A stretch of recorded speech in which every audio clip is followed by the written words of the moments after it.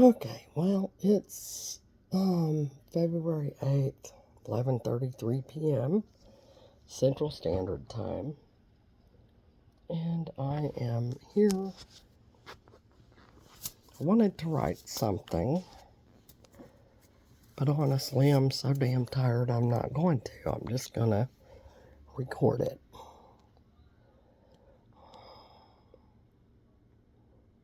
This is for a young lady that I have been blessed with to cross my path and become a part of my life, although distantly, named Erin.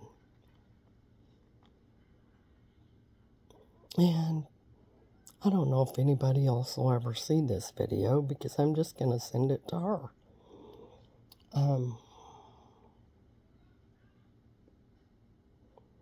I read that post you made the other day about your feelings, and oh man, I honor that because I feel very deeply like that when I do. Let me apologize for my voice. It's crap. It's left over from COVID. Anyways, I was reading that, and this is first. Let me tell you, Erin, this is totally up to you. If you want to keep this video and never show it to anybody, that's fine. If you want to post it on your page or whatever, I don't care. I'm not doing this for any reason other than I care about you. Today, during the impromptu readings that your beautiful little girl Chloe did, you confirmed something. You said to me on the live that even though we just kind of were new in each other's lives, you had known me in another one. Our souls had always known each other or something, and I'd already felt that way. It is not by chance that God or the universe or whatever you call it put us on the same path together. And I don't know where it'll go, but I am so blessed to have you in my life. And I need to tell you this, but I'm probably going to get on a rabbit trail because, excuse me, because that's what I do. There's a reason why I'm telling this story. It'll make sense at the end. When I was 23 years old, I had already lived a lifetime of hell with a very dysfunctional family, found alcohol and drugs, married a guy that could get into the liquor store when I was 19, had 2 kids, drugged them through hell, and ended up sober at 23. And I was very active in a 12-step program because I knew if I ever drank or drugged again, I would die. And here I was with these 2 little kids, and I didn't even know how to live. And I was just bumbling along through life, going to college and trying to pull my shit together. Newsflash, the more we try, the worse it falls apart. Anyways, I, right about the time I had a year sober, so it would have been 24, I found out by going to college that I had a hearing problem. So I went to an audiologist, went to an ear doctor. Long story short, had ear surgery that was supposed to restore my hearing. And the result of that was a 1-hour surgery turned into a 12-hour surgery. And I woke up with a new eardrum on my left side and this massive, loud, buzzing noise in my head. And I had lost part of my hearing. And then on the other side, I could hear my heartbeat in my head all the time. I'd always been able to do that, though. But the surgeon, the ENT, or no stroke guy, asked me after surgery, did I always hear my heartbeat in my head? And I told him, yeah, my whole life. But I never told anybody because I thought I was crazy. And he said, no, your carotid artery lays on your inner ear. So that's why you hear your heartbeat in your head all the time. So here I am, I'm 24 years old, 2 little kids, 3 and 5. I'm basically deaf on the left, and I have some hearing in my right. But my whole world was turned upside down. And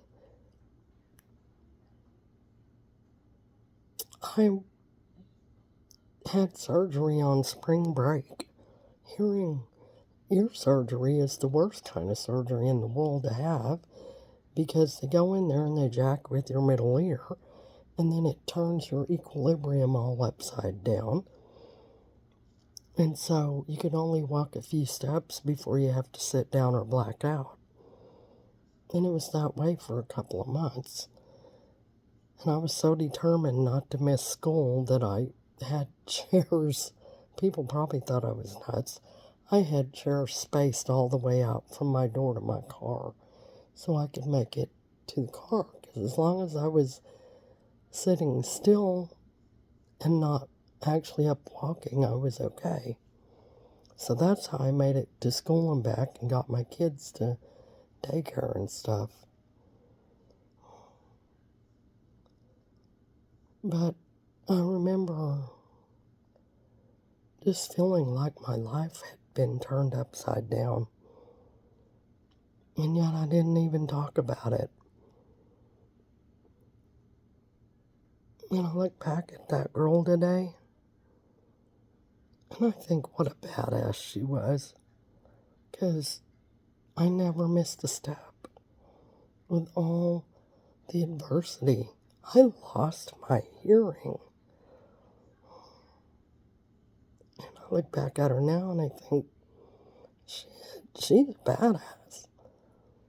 Wow. Because I never missed a beat. So anyways, and I would shout to the rooftops that I was hearing impaired.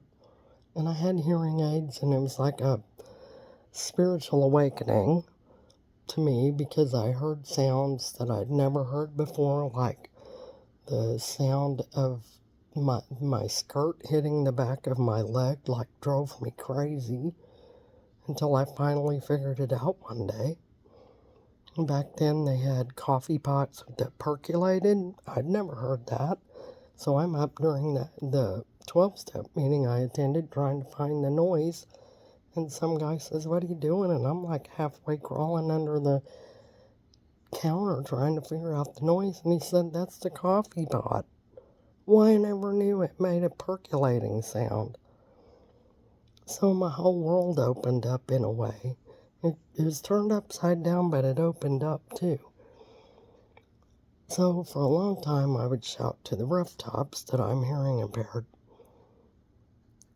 And then after a while, I realized there are a lot of people in this world that don't understand the labels I would put on myself. And they made judgments about me that they made assumptions. They assumed that because I had hearing loss, I was stupid. So at some point I changed to where, and not that I'm ashamed of it, but I just changed to where I never made it an issue unless it needed to be. And that's just me. I'm not saying that for you. That's just what I figured out. But then I was reading your post, and you said that you're neurodivergent. I honestly, I think that might mean autism or something, but I don't know. But you know what I thought right when I read that? I never would have. All you are is Erin to me. And you're absolutely beautiful. The first time I saw you on a live, I thought, wow, her smile is so captivating. And even even through Facebook Live, I could see that your smile comes from deep, deep, deep within you, way down in the very core of your spirit. And it comes out, and it's like this absolutely gorgeous light. So when I look at you and I think of you, I don't think of somebody that's anything other than you, the beautiful person that God or the Creator or whatever made you to be. And I thought, wow,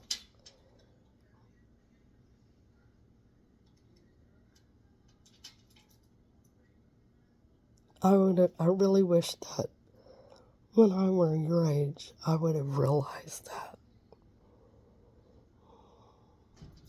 Because I spent so much of my life and wasted so much of my time trying to fit in, trying to figure out how to do shit. And I promise you, I am not a social butterfly. I am a bull in a china closet, especially when it comes to peopling. So I guess I've said all this to tell you that I see you. I see your beauty. And it has nothing to do with whether you have makeup on or not. If your hair was combed, whatever. You know, I see your beauty. I see your energy, your vibrance. And you're absolutely gorgeous. And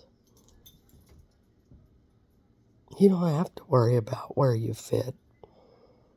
Just follow your heart and follow the spirit inside of you. You fit wherever you are. And your little girl, Chloe, wow. Today was beautiful.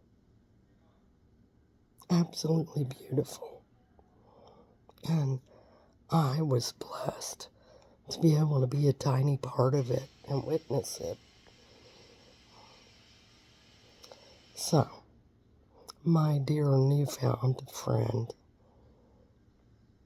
don't forget that I'm out here and I see your gorgeous light and I want you to keep shining it, okay? I'm gonna go to bed now. Have a good night, morning, or whatever it is when you see this. I love you, my newfound sister. Sweet dreams.